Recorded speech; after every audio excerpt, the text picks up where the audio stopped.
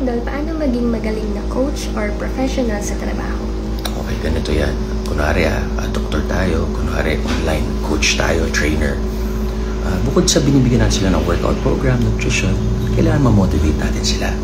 Kailangan kilalanin natin yung ugali ng tinitrain natin. Kasi yung iba, kagaya ko, gusto ko na-feel ko yung workout ko, nahihirapan ako. Gusto ko sa pagkain, sobrang healthy, talagang paulit-ulit lang, repetitive, boring. Yung iba gusto ng workouts, fun. Yung iba gusto yung pagkain, nakakain ng pizza, ng ice cream. So, kilalanin natin sila. Huwag natin silang baka ma-turn off sila, hindi kayo i-renew. Tapos, pag-usapan sa budget nyo, syempre pag-usapan nyo, huwag ka pumayag na know your worth. Tapos, since pumayag naman sila sa pinag-usapan nyo, talagang do your best para ma-achieve ng client mo yung goal niya. Ganoon din sa doktor. Syempre, sa sales to ka para operahan ka. After, kailangan i-guide ka niya para sa therapy. Tama kayo? Mali kami. Tama kayo? Mali kami. We're not your doctors. Do what works for you. Happy, healthy.